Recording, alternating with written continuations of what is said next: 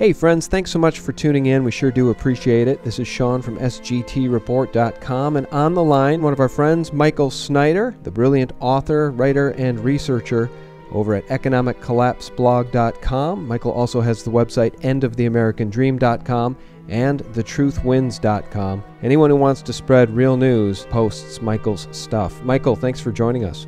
Oh, thank you so much for having me on again. It's great to be back with you. So much has transpired, Michael, since we last talked. I sure do appreciate you taking the time. Can you imagine if you were a young person right now being told by the United States government that you absolutely have no choice in the matter and you must purchase health insurance whether you want to or not? And let's say you're one of these young people that just got out of college, you have a lot of student debt, and you cannot find a job. And meanwhile, this fascist system is saying you need to buy the health care.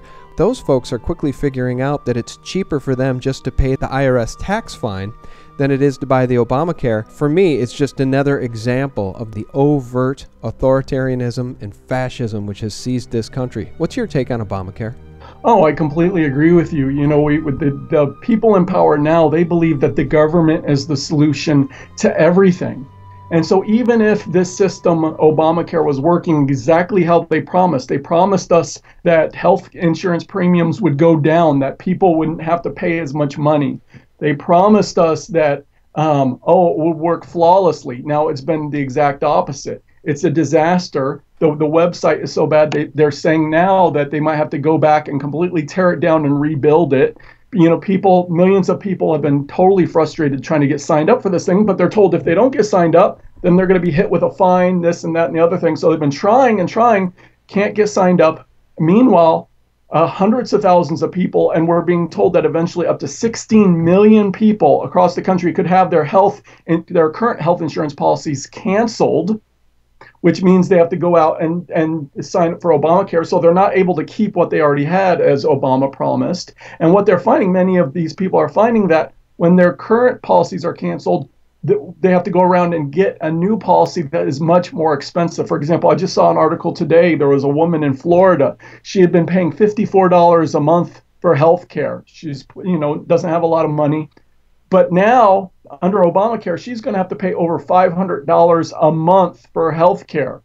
And so, and not everyone is seeing that kind of increase. Other people are seeing their health insurance premiums double or triple or whatever. But this is a very rude shock to the poor, to the middle class, to people that are struggling to make it in this economy. The middle class is being stretched and pulled apart more than ever before. And now they're getting hit with upside the head with Obamacare, which is turning out to be a complete and utter disaster. It seems a bit of a Trojan horse, doesn't it, Michael? That woman you were referring to is 56-year-old Diane Barrett. We posted that today at SGT Report as well under the title, Your Fascist Government. Florida woman's monthly insurance premiums increase 1,000% under Obamacare. And she's quoted in the CBS story as saying, and I quote, "I just want to know why I can't keep what I have. Why do I have to be forced into something else?" End quote. Michael, when the insurance companies write a 2,200-page document that nobody reads and Nancy Pelosi tells us we need to pass it in order to find out what's in it, is anyone really surprised that, in this fascist system where the corporations write the legislation, that this poor woman's health insurance is going up 1,000%? I mean, I think people in this case, Michael, are kind of going to get what they deserve, because there's a lot of folks in this country that believe they were going to get free, quote-unquote, free health insurance through Obamacare. Yeah, I think a lot of people are in for a huge rude awakening. But, of course, this is good for the health insurance companies. And all you have to do is look at the charts of their stock prices since Obamacare was passed. If you look at health insurance companies, all of the big ones, their stocks have risen dramatically since the day that Obamacare was passed. And the clear message is this is good for the health insurance companies. This is good for the pharmaceutical companies. This is good for the kind of the medical industrial complex, I call it. This industry that is just ripping the American people off. I consider our healthcare system, even before Obamacare, a giant money-making scam. And now Obamacare, instead of fixing things, is going to make pretty much everything that was bad about our healthcare system before is going to make it even worse. Well, isn't it clear now to everybody? I mean, any thinking person, anybody with a pulse or a heartbeat in this country, anybody with anything over an 8th grade education at this point, Michael, should be able to clearly see that this is a fascist and overtly fascist system. Look at what the NSA is doing. They're wiretapping world leaders. They're wiretapping the citizens of the country. They're clearly working outside of the Constitution. And there seems to be no recourse for the people to rein these supra-governmental agencies in.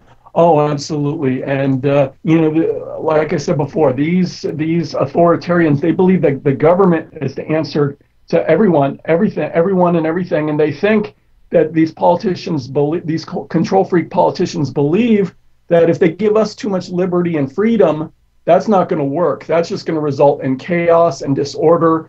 And so they believe that in order for the good of humanity, for the good of the environment, those that know better, which of course is them, they've got to strictly control and manage the rest of us in order for us to have any type of a bright future.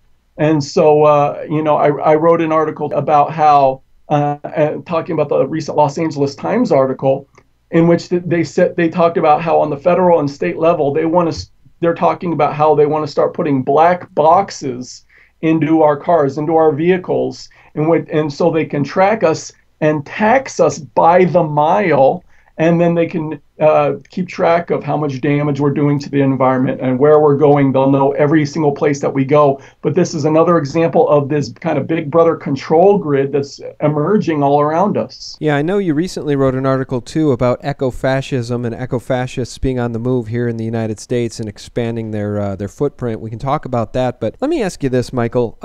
Those of us that are in the alternative media, those of us that are in the business of exposing government lies and exposing corporate propaganda, sometimes we are labeled as doomers or folks that are just in the business of parroting bad news.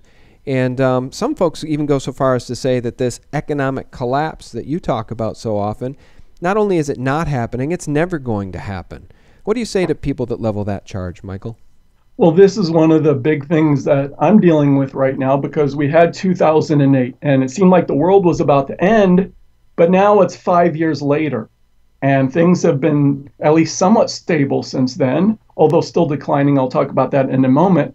But, people have thought, well, maybe they fixed the problems. Maybe everything's okay. If something comes up, well, the federal government can just borrow more money. The Federal Reserve can just print more money, do more quantitative easing, and it'll be okay. They have things under control. The stock market's at an all-time high. What are people talking about? Economic collapse. Well, what people don't realize is that, not only have we been steadily collapsing over the past couple of decades, and I'll talk about that, but that also our balance sheet numbers in terms of government debt and everything else are far worse than they were back in 2008. And our financial system with our banks and the problems that caused all the problems the first time, they're even worse now. And so there's so much ground to cover there. But in terms of an economic collapse, I don't describe it as some big event that's going to happen and then it's going to be over. To me, the economic collapse is something that has been happening, is happening right now, and will continue to happen. You take a look right now, according to the latest numbers from the U.S. Census Bureau, in the United States today, we actually have more people receiving means-tested welfare benefits than we have full-time workers in the United States. So more people are actually getting money from the government, getting welfare on welfare programs, than are actually going out and working full-time jobs every day. That's a very sobering statistic. It's stunning, and let me expand on that. Correct me if I'm wrong. Our friends over at Truthstream Media wrote a piece about this earlier today, too, and I think the numbers are somewhere in the neighborhood, Michael, of 111 million, 110 million Americans are somehow in need of government assistance or on welfare, and only, 101, 102 million people are in the workforce. And that's not even counting Social Security, Medicare, et cetera. When you throw all of that in, according to the U.S. Census Bureau, remember these are official government numbers, 49.2% of all Americans are receiving benefits from at least one government program every single month. So half the country has their hands out and is getting benefits from Uncle Sam every single month now. But meanwhile, we continue to see crazy poverty. Another number that just came out, the number of public school students in this country that are homeless has now gone up to 1.2 million, and that's risen by 72% since the start of the last recession. So where we were before the last financial crisis started, we're far worse in that respect. In fact, at this point, nearly half of all public school students in the United States come from low-income homes. So we're seeing poverty just continue to expand. So let me get this straight, Michael. You're saying that because close to 50 million Americans are now on food stamps, and there are more people on the government payrolls in need of assistance than those that are actively working to help support the system, somehow you're using that as your example for an economic collapse? No, I'm kidding. I mean, obviously, this is the case for the economic collapse. It's happening in slow motion, and it's only being covered over with paper, endless paper. Yeah, and some people, if they look at the stock market. Oh, all-time high. That's great. Or if they live in Washington, D.C., where all the government workers live, or New York City, up on Wall Street, or out in San Francisco, and they got Facebook money, everything's great for them for the moment. So if you live in those areas, or a well-to-do area, things can seem pretty good right now. But for most of the rest of the country, things are not so good. In fact, I've talked about in my website, median household income in the United States has fallen for 5 years in a row. You look at employment, the employment to population ratio, in other words, the percentage of people that actually have a job. Before the last crisis, it was sitting at about 63%. Then during the recession, it fell from that level to below 59%, and it has stayed there since the end of 2010 between 58 and 59% for several years in a row. And this is the first time in the post-World War II era we've not seen the percentage of people that are actually working bounce back. In every recession we've had previously, that has always bounced back. It has not happened this time. And so instead, we just see things continue to get worse in so many ways. In fact, the quality of our jobs continues to go down. At this point, 1 out of every 4 American workers has a job that pays $10 an hour or less. And so in so many ways, we continue this steady decline, which has, been going on for over a decade. I point back to the year 2000. Back then, we only had 17 million Americans on food stamps about the time that George W. Bush came into the presidency. Today, we have over 47 million Americans on food stamps, and that number has risen from 32 million when Barack Obama came into the White House to 47 million today. So many things are continue to get worse, and so I have a hard time understanding how people can say that our economy has not been in decline. Yes, and meanwhile, the Federal Reserve gives its international banking buddies and domestic banking buddies $85 billion a month, unchecked, unaudited, and unaccountably. It certainly does not paint the picture of a republic by and for the people. Maybe we should switch over to Fukushima, which is something that's been on my mind and troubling me a great deal, Michael. And as always, I swear to you, Michael, whenever I'm thinking about something, and late at night, I'll go to your site to post some of your material and see what you're up to. And there you are, one step ahead of me. I was worried about this the other night. I posted a piece I titled it, "One Wonders Fukushima, Starfish Melting Along Washington and Canadian West Coast." Then I went over to thetruthwins.com, Michael, your site, and what do you have up? An article called "Something is Killing Life All Over the Pacific Ocean. Could it be Fukushima?" I think pretty soon, Michael, the world is going to completely wake up to this Fukushima event, and we're going to look at the world 2 ways. We're going to look at it as a pre-Fukushima world and a post-Fukushima world. Our time to fix that problem there is rapidly slipping away.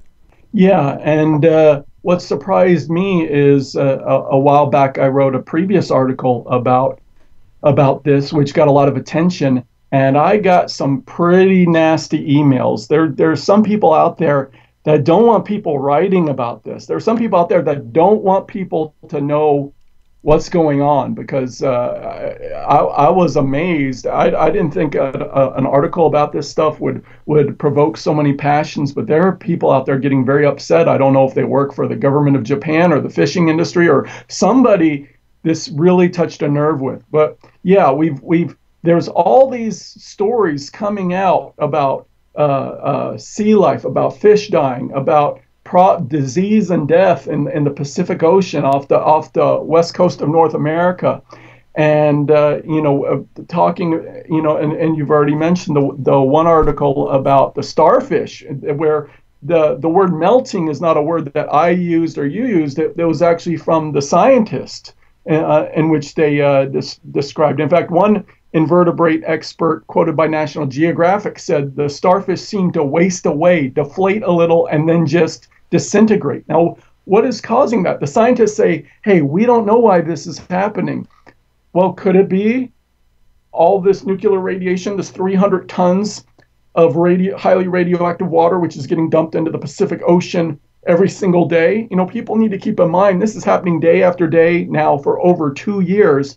The total amount of nuclear contamination in the Pacific Ocean continues to increase because a lot of these particles, they have half-lives of like 30 years. So once they get into the Pacific Ocean, they don't go away. People think of, stuff goes in the water, then it just dissipates and disappears. No, this material is going to stick around for a very, very, very long time. Meanwhile, more is added every single day. And then, what I've tried to do in these articles is document all of these different events which seem to indicate that something very, very strange is happening in the Pacific Ocean. Yeah, it's just so troubling, too, because those of us that have empathy, those of us that care about our fellow human beings and the world we live in, those of us that aren't maniacal, sadistic monsters like those that appear to be in control of this planet, are troubled by these things, Michael. We think about them. I wasn't going to tell this story, but since we're on the subject, I had a dream last night. And I don't pretend it's a prophecy or anything like that. I just had a very troubling dream that I was on the rooftop of a parking garage in a downtown area, and a nuclear weapon went off some 100 miles away, and I saw the big mushroom cloud. And obviously these things are in my psyche, and they concern me because I don't know if it's because Lindsey Graham is talking about, a possible nuke strike on the East Coast after some nukes go missing from Texas, or if it's because of Fukushima radiation, which I'm really troubled by. But I think a lot of us are really troubled right down to our core being about some of this stuff because these issues, Michael, are so huge. And what I'm mostly troubled by, where's the international outcry? Where are the leaders of all the other nations on this planet that should be banding together right now, demanding international action be taken to clean up and get this Fukushima thing fixed before another hurricane hits, before another typhoon hits, or before another earthquake hits, and a chain reaction is started that destroys this planet? Yeah, but one of the big things is you don't hear much about this on the mainstream news networks. You turn on CNN or you turn on MSNBC or Fox News or whatever. They're not really talking about this. It's not a big deal to them, and so people have researched into this. They have to kind of put the pieces together from local news reports here or an international report there. And, but when you put all the pieces together, when you consider that polar bears and seals and walruses are and along the Alaska coastline are suffering from fur loss and open sores, and that there's an epidemic of sea lion deaths along the California coast, or that the population of sockeye salmon along the Pacific coast of Canada and along the Alaska coastline is at a historic low, or that something is causing fish all along the west coast of Canada to bleed from their gills, their bellies, and their eyeballs, or that they've tested fish that Japan is selling to Canada, and they found high levels of cesium-137 in 73% of the mackerel, 91% of the halibut, 92% of the sardines, 93% of the tuna, 94% of the cod. It's just, you start putting all these things together and you say, well, hey, maybe we have a problem here. But the mainstream media generally is not talking about, and that kind of sets the agenda for our society as a whole and our politicians, what the mainstream media considers to be important. And right now, they don't really consider this to be important. And so it's the alternative media, once again, people like you and me and the other growing alternative media network that has to take up kind of the torch and make this a big deal, because the mainstream media isn't. It's hard to overstate it, how shameful it is that the mainstream media, which is, of course, bought and paid for by the same globalist corporatists that are in control of this planet, that have a scorched earth policy, that have a love of money that rules them, right? That, for the love of money is the root of all evil. Michael, I guess if we're going to talk about evil at its very core, it's scorched earth, it's consume, it's take it all, it's I want more. You can almost make an argument at this point that the billionaires and the multi-billionaires, they'd like to see mass death. And that may sound crazy, but was it Sheldon Adelson recently, the Jewish billionaire businessman who just called for a nuclear attack? He wants to see us drop an atomic bomb on Iran. These people are insane. And unfortunately, I do believe that we're headed for war in the Middle East. I believe this next two-year time frame, 2014 and 2015, I don't think it's going to happen before the end of the year. I could be wrong. But I think 2014 to 2015, I believe we're going to see so much of this buildup that we've seen in the Middle East, not only with Syria. I also think Iran. I am fully convinced that we're going to see an attack on Iran in this upcoming 2-year window. And so I think we're going to see regional war in the Middle East. I think we're going to see the kind of the panic with the flow of oil that people have warned about and talked about coming up. And so many things that there has been this buildup people have talked about for so long. I believe we're getting to a critical juncture, and these next 2 years, I think, are going to be the most chaotic 2 years that we've had this decade by far. I'm extremely concerned about this upcoming 2-year window. Michael, you've been so generous with your time. I really want to ask you about at least one more thing. You write so many darn interesting articles, and this one caught my eye. We were just talking about evil. There seems to me to be an extremism by this government that's taken hold, right? A lot of times they will point to the Tea Party. They'll point to the Oath Keepers. They'll point to constitutionalists. They'll point to Christians, and they will label those groups extremists. But the real extremism is coming from the United States government. And you just wrote a piece recently, 8 examples of the U.S. military being taught to treat Christians as extremists and potential terrorists. Michael, is there a headline more shocking than that when this is supposed to be a country rooted in Christianity and freedom of speech and freedom of religion? Yeah, it's just so bizarre. Those in power, Obama, but it's not just Obama. The whole administration, the whole U.S. government, they seem to be very clear that the people they don't like, that the people against their agenda of where they want to take the United States seem to be evangelical Christians or Christians of pretty much any form or nature, those who believe the Bible or the traditional values which have, traditionally held sway here in the United States, but not anymore. Now, people who believe the Bible or people who are Christians, they're considered to be extremists. And what's frightening is this isn't just a one-time event, but in this particular article, I focused on the military, how on October 17th, soldiers at Fort Hood were told that evangelical Christians are a threat to this nation.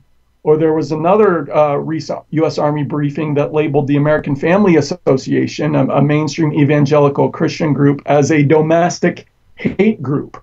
Or there was this battalion commander that's assigned to the 101st Airborne Division at Fort Campbell, Kentucky. He sent out a mass email that labeled the Christian right, as, which included the Family Research Council, Focus on the Family founder James Dobson, and other evangelical Christians under the heading of domestic hate groups. And I list other examples in this article, but it's not just Christians either. I wrote another article entitled 72 Types of Americans That Are Considered Potential Terrorists in Official Government Documents. And what I did in that article, I made a list of 72 times over the last several years that groups such as libertarians, those that support alternative candidates such as Ron Paul, those that believe in conspiracy theories, those that believe that we're living in the end times, those that are opposed to the United Nations or the New World Order, those that are opposed to illegal immigration or globalism. I listed all of these different types of people that in official government documents are identified as extremists or potential terrorists. And this is the first step. When you want to persecute a group of people, you don't start by going to their home and dragging them off to a camp. What you have to do first, you have to demonize them. You have to, convince everyone else that there's some type of a threat, that there's some type of a problem. And that's what's happening now. This first step is to demonize, and that's being happening to constitutionalists, preppers, survivalists, people who are really the backbone of this nation. That's what's happening to them right now. And to those of you who are listening to whom this information might be new or shocking, or you don't understand how we got here, I just want to say 3 things to you. You can do research on your own, and you can follow your own rabbit hole to see where it takes you, but I think it's going to lead you to a place where you're going to have a better understanding of who's in charge and how we got here.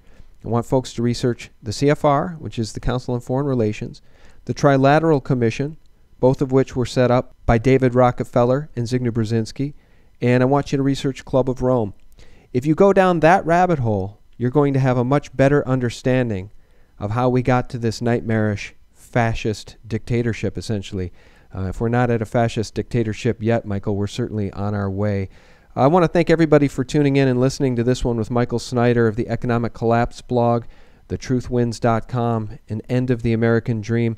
Michael, before we let you go, any final words of advice for our listeners on how in the world they can prepare? Because sometimes, Michael, for even as long as I've been at this, I don't feel quite prepared for the end to come. We saw what happened recently with the debt ceiling issue. If they turn off those food stamps, if they turn off that Section 8 housing, they are going to turn this country into a former shell of itself overnight. And it really scares the hell out of me. Yeah, absolutely.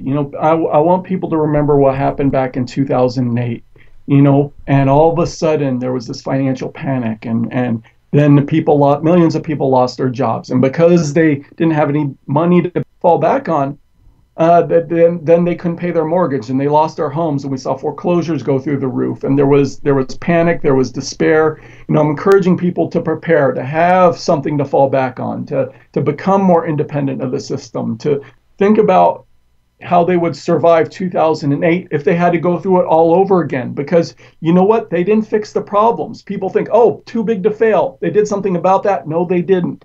The 6 largest banks in the United States have gotten 37% larger over the past 5 years. They're now more too big to fail than ever. Meanwhile, 1,400 smaller banks have disappeared from the U.S. banking industry.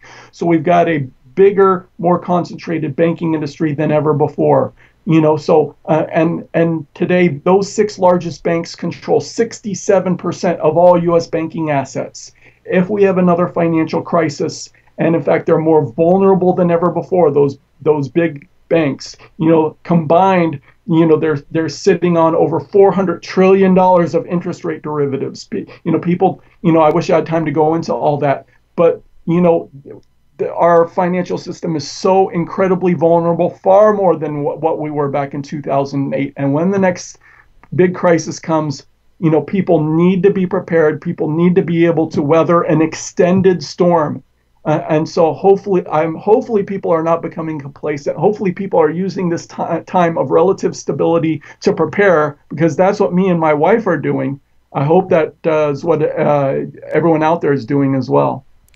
Okay, guys, you got to get your tangible assets. You got to get your food. You got to get your water. You got to get your weapons of self-defense. You have to get your ammo. You have to get all of those basic necessities. You need to figure out how to heat your home in the winter if you're in a northern climate. You need to take the steps now while there's time and availability of those products, because when the collapse comes, all those grocery stores are going to be cleaned out in 24 hours. The ammo is going to be gone. You're going to be out of time. And we don't want to scare you. That was not the purpose of this call. The purpose of this call was just to re-level set for those that think that everything is well, because the economic collapse, quote unquote, hasn't happened yet. Michael, thank you again so much for your time. I just really do appreciate your courage, appreciate your voice, I appreciate your writing ability. You're just a must-read every day. Oh, thank you so much. And I hope people check out my new novel entitled The Beginning of the End. It's available on Amazon.com. And so much of what I've learned over the years, I've put in a fictional format in that book. And it's a great book to give to family and friends during the holiday season as a gift, which not only can entertain them, hopefully, but also help them to wake up to what's coming. Yeah, that's right, guys. Michael's book, The Beginning of the End, it's easy to find. Just go over to thetruthwins.com. There's a nice big ad for it. Click on it. Show a little love. Buy the book. Give it to your friends. Give it to your neighbors. Buy a copy for yourself and support Michael. Michael, thanks so much, and let's keep in close touch. Absolutely. Thank you so much for having me on. All right, my friend. Thank you. Take care. All right. Thank you. Talk to you. Have a great evening. You too. Bye-bye. Bye.